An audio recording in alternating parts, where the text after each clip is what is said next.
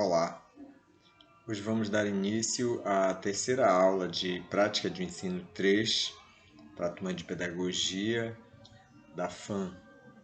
Então, eu vou inicialmente fazer uma retrospectiva, de tudo que nós já realizamos, aqui nessa comunidade virtual, que nós estabelecemos com vocês agora nesse contexto da pandemia, quando a gente não pode estar presencialmente, em sala de aula.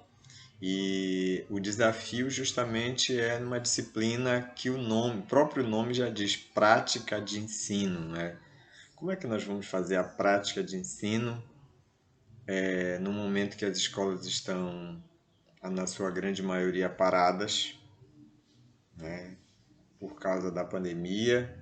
E também como é que a gente vai, no caso de vocês que estão se formando, como pedagogos, como é que vocês vão lidar com a situação de simular uma prática de ensino, virtualmente?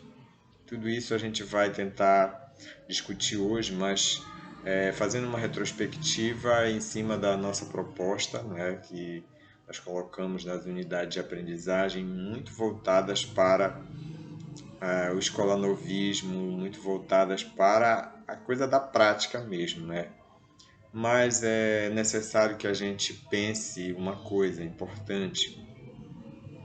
Nós como educadores que passamos por uma academia, por uma faculdade, nós não podemos dissociar a teoria da prática.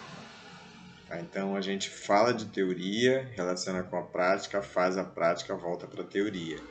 Então, para aqueles que ainda não tiveram a oportunidade de vivenciar a prática de ensino, provavelmente já foram alunos. Provavelmente não, com certeza, já foram alunos, então, de uma forma indireta, já vivenciaram essa prática na sala de aula como alunos. Mas eu acredito que a grande maioria de vocês que optou por esse curso de pedagogia já tem alguma experiência, nem que seja para ensaiar, eu diria assim, ensaiar na frente de outras pessoas, numa apresentação de trabalho, como é que é essa coisa de estar diante de uma turma e ter que explanar um assunto, ter que expor, né, um, um tema. Então, eu vou partir de uma pergunta, que eu mesmo me fiz hoje, por que estudar as teorias pedagógicas se a aula é prática de ensino? Então, por que a gente vai estudar essas teorias? Falamos da teoria de Freinet, onde falamos de Rudolf Steiner, que é a pedagogia Waldorf, e hoje nós vamos falar de Pestalozzi, e a gente pode pensar assim, mas por que falar nesses caras? Por que falar nessas teorias pedagógicas se a disciplina é prática?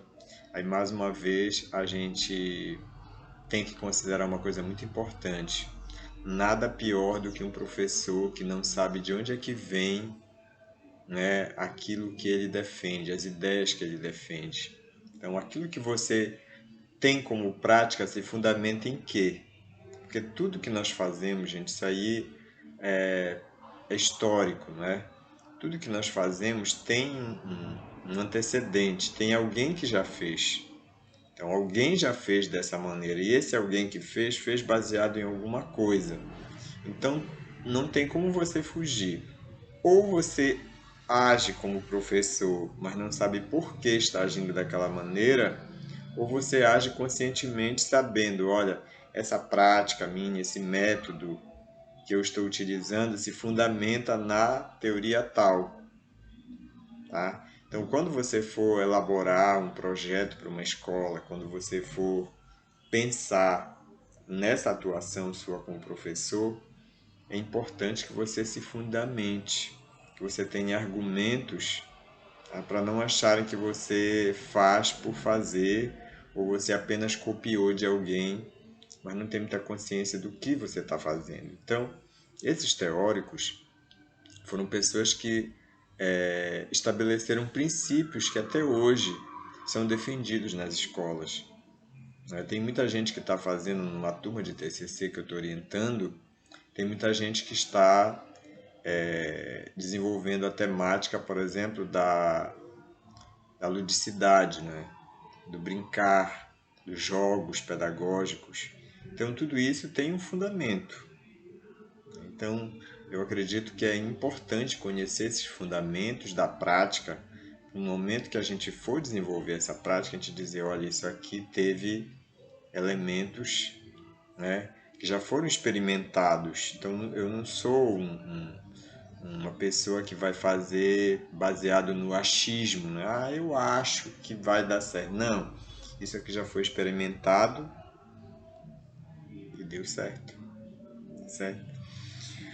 Bom, vamos agora começar a falar um pouco sobre pestalose, porque pestalose é um nome que aparece numa unidade de aprendizagem, num desafio, onde tem uma questão lá, onde se pergunta, não é? Uma pessoa chega e as crianças estão desenvolvendo uma atividade numa área verde, né? Numa área onde tem plantas, e as crianças estão interagindo lá na natureza e tudo mais. E a pessoa pergunta, eles estão brincando? Não, eles estão aprendendo, o professor fala, né? Então, por que que isso se fundamenta? Quais são os princípios da pedagogia de Pestalozzi? Em primeiro lugar, quem foi Pestalozzi, né? Pestalozzi, ele se encaixa dentro do movimento do Escola Novismo, apesar de que ele viveu antes do período que comumente se diz que é o Escola Novismo, né? Que é final do século XIX, início do século XX. Mas o Pestalozzi viveu no final do século XVIII, início do século XIX. Ele viveu na Suíça, onde ele criou uma escola, ele fez várias experiências e chegou um momento que ele não pôde, mas não teve mais condições, né, de manter aquela escola, mas ele começou a escrever sobre aquela experiência que ele tinha realizado, né? Então, até hoje, nós temos as contribuições que são muito importantes, né? Esse nome Pestalozzi é um nome que soa em muitas instituições como um teórico, né? Uma pessoa que deu uma grande contribuição para a educação. Então vamos aos principais aspectos da pedagogia de Pestalozzi. Em primeiro lugar, o afeto. Ele considerava que o afeto é muito importante a gente desenvolver, o educador e o educando, né? O aluno e o professor estão movidos naquele ambiente pelo afeto. Então tem que ter uma relação afetiva, uma coisa que hoje parece meio estranha, né? Porque nós vivemos numa sociedade muito racional, né? Então nós vamos trabalhar apenas pelo dinheiro e a criança vai estudar porque ela é forçada pelos pais, porque ela precisa de um certificado para poder ingressar no ensino médio, depois ingressar numa universidade. Então tudo é movido por interesse, então o afeto vai para o lado, né? Vai sendo jogado para o lado. E o Pestalozzi defendeu que sem esse afeto ninguém consegue realizar um bom trabalho e ninguém consegue aprender. Acho que isso é uma questão para a gente refletir, né? Será que é possível a gente desenvolver essa afetividade num contexto de aprendizagem? A gente se acha capaz de amar, de gostar, de se envolver, porque essa palavra afeto quer dizer ser afetado e afetar, né? Ser afetado por alguma coisa. Então, é sentir. Então, o segundo princípio que eu anotei aqui é a questão de que a criança ela não aprende de fora para dentro, mas sim de dentro para fora. O que é que ele quer dizer com isso? Que a criança ela tem em determinada fase condições de aprender determinadas coisas.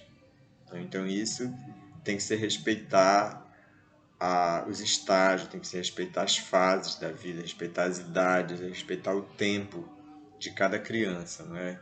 Então por que de dentro? Porque esse desenvolvimento ele é de dentro para fora, né? É uma relação biológica interativa com o ambiente. Então eu só posso explorar com a criança aquilo que ela já se sente capaz de conhecer, de aprender, de manipular e tudo mais. Outro aspecto da pedagogia de Pestalozzi, sim, essa questão do respeito às fases. E isso vai aparecer na teoria de Piaget. Né? Quem foi que estudou a teoria de Piaget? Piaget é muito estudado como teórico do desenvolvimento, né? Assim como Vygotsky. Então, o Piaget ele fala nas fases do desenvolvimento, nos estágios do desenvolvimento. Quais seriam esses estágios do desenvolvimento? Então, primeira fase é aquela fase que a criança é muito pequena, então ela explora, ele chama de sensório motor, né? Então a criança ela explora o ambiente, explora o meio no qual ela está com o seu aparato sensório motor, né? Então sensório quer dizer os sentidos e motor os movimentos do corpo, aquilo que é pegar um objeto, empurrar um objeto, mexer com as coisas. Então, isso é típico da criança, que é uma forma dela explorar o ambiente. Então, a segunda fase, que é o período pré-operacional, é a fase em que a criança desenvolve um pouco mais suas habilidades motoras, ela já tem o equilíbrio, ela já tem condição de desenvolver a coordenação motora fina. Então é o período que a criança começa a treinar, né, a sua coordenação para desenhar, para escrever, enfim, várias outras formas de coordenação, de movimentos e também de relação da criança com outras pessoas no ambiente.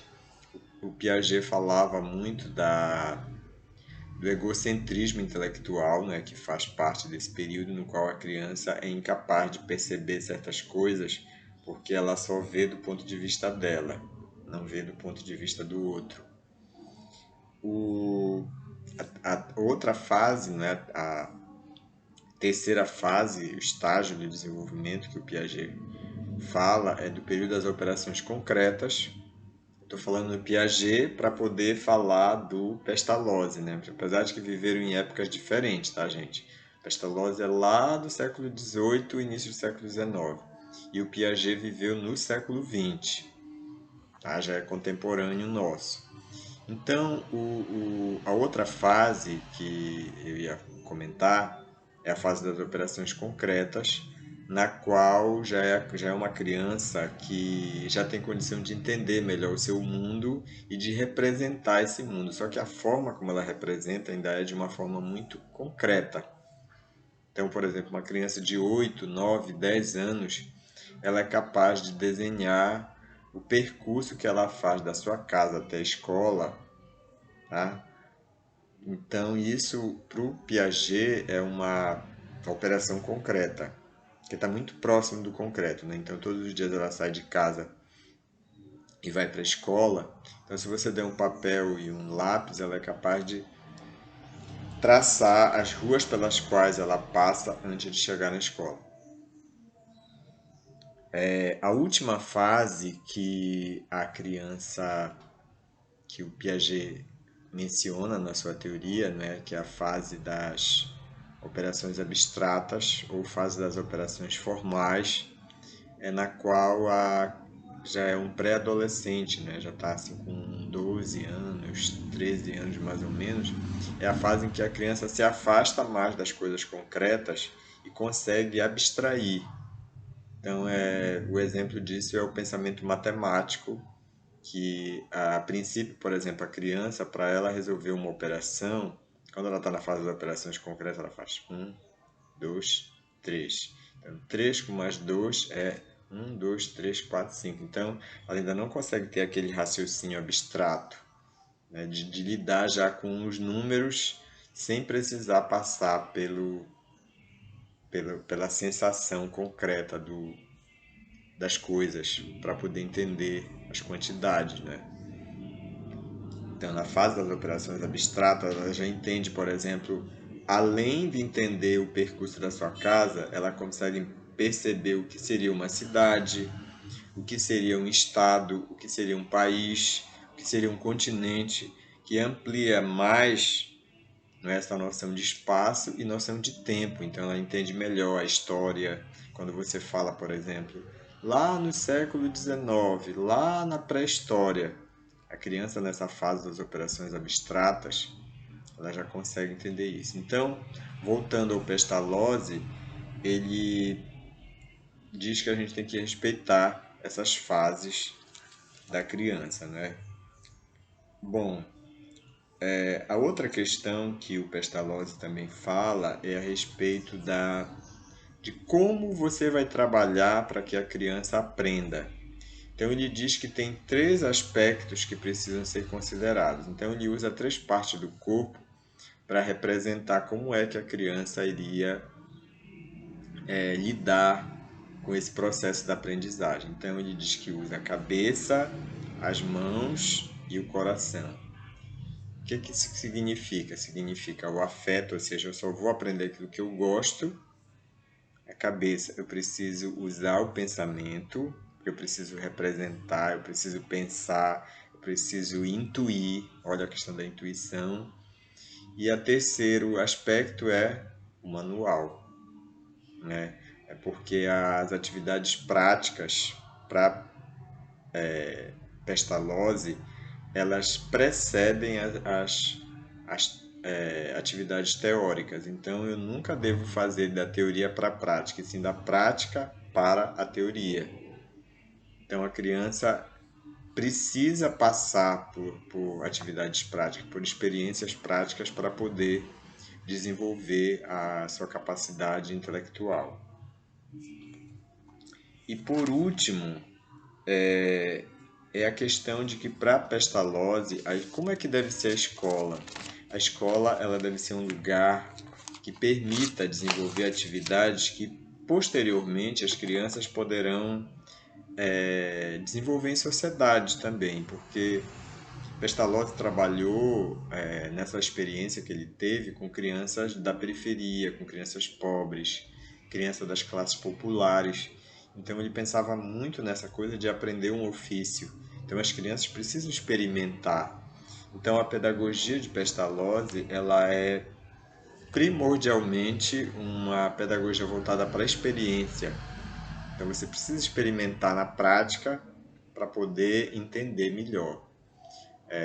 Então, eu já vi muitas escolas que utilizam esse procedimento, principalmente as instituições que atendem alunos com necessidades especiais. Então, em Belém existe, não é, uma escola moldada nesses ideais de Pestalozzi, inclusive leva o nome, não é? É o Instituto Pestalozzi, que tem em Belém. Se a gente não tivesse no período da pandemia, nós poderíamos fazer até uma visita a essa escola. Mas vocês podem entrar, né, no Facebook. Eu tinha um colega meu que trabalhava no Instituto Pestalozzi, cheguei a ir várias vezes lá. Tem Yolanda Martins também, onde as crianças aprendem artesanato. E quem sabe a gente... Ah, sim, um detalhe muito importante, o Pestalozzi foi o precursor do ensino integral, da escola integral. Então, as crianças passariam o dia todo na escola, desenvolvendo vários tipos de atividade, né? E como são de famílias pobres, elas almoçariam, teriam lanche e tudo mais na escola, né? Então, a gente vai encerrar aqui para não ficar muito longo esse vídeo. E eu queria, gente, conversar com vocês sobre uma coisa muito importante, né? Nós já vamos direcionar todo esse arcabouço, né, que a gente está discutindo nas nossas... Esse já é o terceiro que a gente está discutindo. E que, se vocês olharem no nosso plano de ensino, as primeiras aulas era para discutir justamente a prática do professor. Em seguida, a identidade do professor. Então, tem textos também sobre isso, né, que eu vou depois passar para vocês. Mas, assim, de antemão, o que eu quero hoje? Eu quero que vocês respondam uma pergunta que eu vou colocar no fórum. Tá? Então, desde já, A gente agradece a atenção de vocês e vamos aguardar esse feedback, tá certo?